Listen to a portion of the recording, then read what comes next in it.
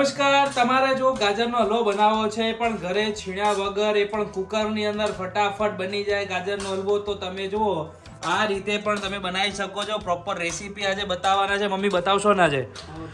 Mummy છે જુગાડવું છે, એટલે આ રીતેના તમારા ગાજરનો હલવો બનાવવો છે અને કોઈ જાતની વધારે મહેનત નથી કરવી, ફટાફટ તો કુકરની અંદર આ રીતે ગાજરનો હલવો બનાવી શકાય. બરાબર ને?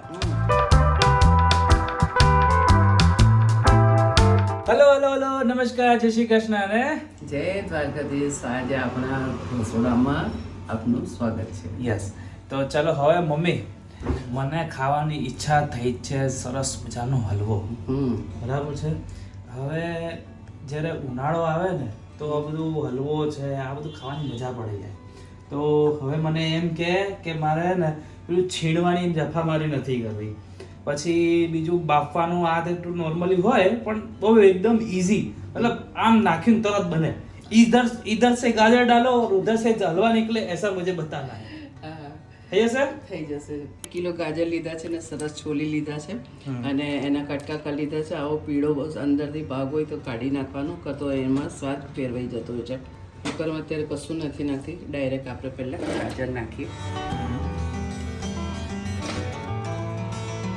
બીટ નાખીશું એટલે શું એનો કલર સારો એવો જળવાઈ રહેશે. એટલે આપણે કોઈ એક્સ્ટ્રા બીજો કલર નાખવાનો જ નહીં, જરૂર ના પડે. બરાબર. અને અત્યારે લાલ જ ગાજર આવે છે પણ બીટથી થોડો ગાજરનો કલર સારો એવો આવે છે. બરાબર. એટલે એને ચડવા માટે આપણે પાણીનો ઉપયોગ નહીં કરીએ. એના અંદર આપણે અડધો કપ જેટલું આપણે દૂધ નાખીશું અને આને મારીશું 3-4 સીટી. બરાબર છે. અને પાણી કઈ નાખવાનું ના, પાણી નહીં નાખવાનું.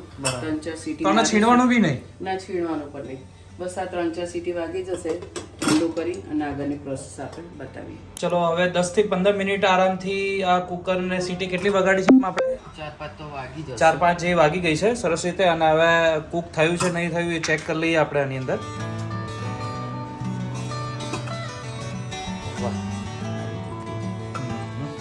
પાઉંભાજીનું મિક્સરથી આપણે સરસ એને ક્રશ કરી લઈએ. એટલે કોઈ છીણવાનું જ નહીં? ના. અરે બાપરે, મમ્મી છે જુગાડવું છે. એટલે આ રીતેના તમારા ગાજરનો હલવો બનાવવો છે અને કોઈ જાતની વધારે મહેનત નથી કરવી, ફટાફટ તો કુકરની અંદર આ રીતે ગાજરનો હલવો બનાવી શકાય. બરાબર ને? અને ક્યાં સુધી આપણે આને ક્રશ કરાવતું રહેવું પડશે? કેવું? એટલે શું કે આજે થોડું ઘણું આમ આખું રહી જાય ને તો આપણે સરખી રીતે કરી દઈએ તો પછી આપણે પેલા કઢાઈમાં એના અંદર ફેરવવું ના પડે. બરાબર છે. અને અંદર પછી શું એમાં લીહોટા પડી જાય ને આ કુકરમાં કશું ના થાય. ગમે તેટલું તમે કરો ને તો કશું ના થાય. એટલે મૂળ આપણે નાના નાના ક્રશ થઈ જવું જોઈએ. ક્રશ થઈ જવું જોઈએ. બરાબર છે. આ જે મેથડ છે ઓલમોસ્ટ ઘણા બધા જેટલા કેટરિંગ વાળા હોતા હોય છે તો કેટરિંગ વાળા સૌથી વધારે આ ઉપયોગ કરતા હોય છે. બરાબર છે. ઇઝીમાં ઇઝી રહેતું હોય છે અને ફટાફટ થઈ જતું હોય છે. આ જેમ કે આપણે અત્યારે તૈયાર થઈ ગયું એના પછી શું કરવાનું મમ્મા? બસ આ તૈયાર થઈ ગયું છે. હવે એના અંદર આપણે થોડું નાખીશું ઘી, ચોખ્ખું ઘી. એના મેં વધારે ઘીની જરૂર નહીં પડતી. એક જ ચમચો ભરીને આપણે અંદર ઘી નાખીશું. બરાબર. આપણું ઘી તૈયાર થઈ ગયું છે. હવે આની અંદર આપણે આ જે પલ્પ છે આપણો ગાજરનો જે આપણે બોઇલ કર્યો છે એ અંદર એડ કરી દેવાનો. બરાબર ને અમ્મા? ઓકે. હવે આને વધારે ખાલી આને નોર્મલ કુક જ કરવાનું છે કેમ કે આપણે બાફી દીધું છે. કારણ અંદર જે દૂધ નાખ્યું છે ને એ દૂધ બળશે. બરાબર. હજી આપણે ખાંડ નાખીશું એનું પણ પાણી છૂટશે. એટલે સાથે સાથે આપણે ખાંડ ને બધું નાખી જ દઈએ એટલે ધીરે ધીરે બધું આ બધું મિક્સ ફટાફટ અને ફાસ્ટ ગેસે જ કરવાનું છે. એટલે આ રીતે આપણે કરતા રહીએ. બરાબર. આ ઘરની મલાઈ છે. ઓકે. એ નાખી દઈએ. તમારી પાસે માવો પડ્યો હોય તો તમે માવો પણ નાખી શકો છો. આજે આપણી પાસે માવો નથી પડ્યો તો મિલ્ક પાવડર છે, કોઈ પણ બ્રાન્ડનો આપણે તમે મિલ્ક પાવડર તમારી પાસે જે પણ પડ્યો હોય તે તમે આની અંદર નાખી શકો છો.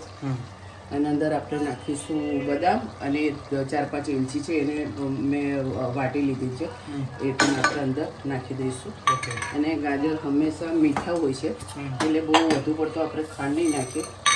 તમે જેટલું મીઠું ખાતા હોય એ પ્રમાણે એને નાખજો.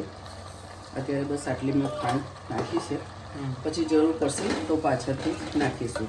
ઓકે. હવે આને કેટલા ટાઈમ સુધી આને હલાવતું રહેવું પડશે? જ્યાં સુધી આ પાણી ના ભરી જાય અને એકદમ થોડું ઘટ ના થવા માંડે ત્યાં સુધી એને આપણે જે હવે પ્રોસેસ છે તે હવે છે, બરાબર છે. કારણ કે આનામાં અડધો કલાક જેવો તો થઈ જાય, કારણ કે જે દૂધ અંદર જે ચડવા માટે આપણે નાખ્યું છે એને બારવાનું છે, પછી અત્યારે ખાંડ નાખી એનું પાણી છૂટ્યું છે એને બધું બારવાનું છે, એટલે મિનિમમ ફાસ્ટ ગેસે તમારી પાસે ટાઈમ હોય તો અડધો કલાક તો મિનિમમ આના અંદર થઈ જ જતું હોય છે પાણી બધું બળતા.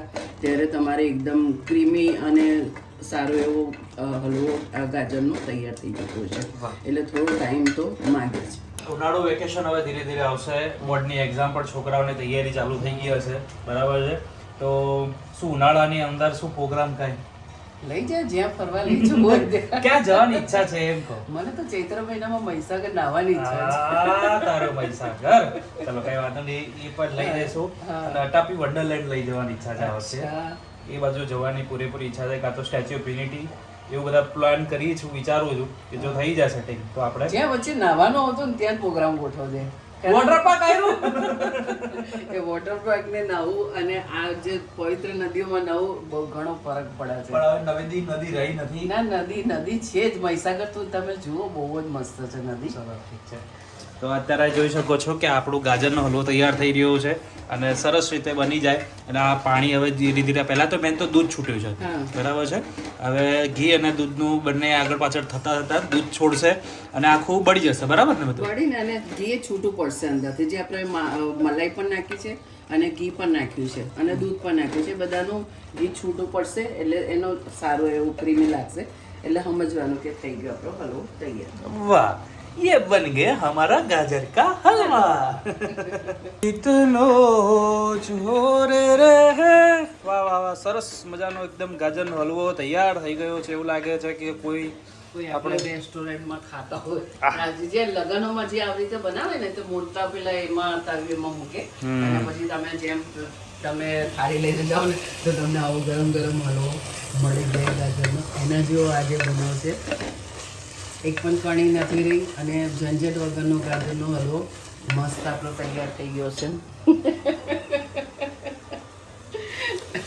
આને સતત હલાવવો પડે, એટલે હું એટલી વાર લગીને ઊભી ના રહી શકું, એટલે અમારું રસોડું થોડુંક મોટું છે, એટલે ઉપર બેસી અને શાંતિથી ગાજરનું ધ્યાન રાખું અને મારા પગનું પણ ધ્યાન રાખું કે હું થાકી ના જાઉં. ચલો મમ્મી, આપણો ગાજરનો હલવો તો એકદમ ટેસ્ટી મસ્ત થઈ રહ્યો છે. હવે આપણે એને કાઢી લઈશું બહાર અને સરસ રીતે ડ્રેસિંગ કરીશું. અરે બરાબર ને અમ્મા?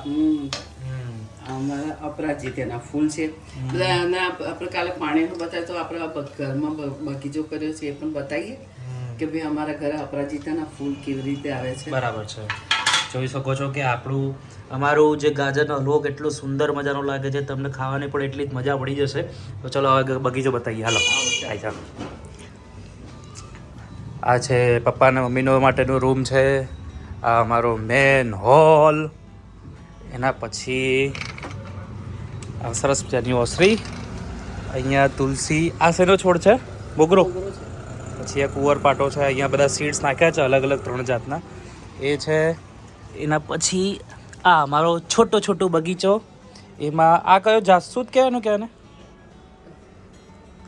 જે હોય સારું છે ફૂલ યાદ આવતા થઈ જશે. પછી ગુલાબ છે ને, મારી પાસે ટોટલ 4 પ્રકારના છે. લાલ ગુલાબ જે વિદેશી હોય છે, અમેરિકન કહેતા હોય, એમાં યલો છે, એમાં પિંક પણ છે અને દેશી ગુલાબ પણ છે. આ જાસ્મીનનું ફૂલ છે, પછી આ બી છે, અજમો છે. અજમો નામની ભજીયા બનાવવાના બાકી રહી ગયા આપણે. પછી આ ગુલાબ છે, બીજું બી ગુલાબ છે, નાના ફૂલ છે, અને આ અપરાજિતનો જે છે ને છોટી તુલસી છે. એટલો બધો મમ્મીએ બગીચો બનાવ્યો છે. હે, અને મારો રૂમ ઉપરની તરફ છે. તો આટલું સરસ મજાનું. ચાલો અહીંયા જ એન્ડિંગ કરી દઈએ આપણે. આજનો વિડીયો કેવો લાગ્યો જરૂરથી કોમેન્ટ કરજો, અને આ ગાજરનો હલવો તમારા ઘરે ચોક્કસથી બનાવજો. હવે જે લોકોને બનાવતા ન આવડતું હોય તો શીખી ગયા હોય તો તમે બનાવ્યા પછી કેવો સ્વાદ આવ્યો છે, ઘરના લોકોને કેવું લાગ્યું, જરૂરથી કોમેન્ટ કરી નાખજો. અને આવા આવના વિડીયો જોવા માટે અમારા પેજને, અમારા ચેનલને જરૂરથી સબસ્ક્રાઇબ અને ફોલો કરવાનું ભૂલાય નહીં. તમારો કોમેન્ટ કરીને અભિપ્રાય જરૂરથી આપજો. હા, ચોક્કસથી કહેજો કે તમારા ઘરે બનાવેલો હલવો કેવી રીતે હતો અને કેવો થયો, ને કોમેન્ટ કરજો. જય દ્વારકાધીશ. મમ્મી અને દીકરાની જોડી ધૂમ મચાવતી રહેશે. ત્યાં સુધી અમને આપણો જય હિન્દ અને જય દ્વારકાધીશ.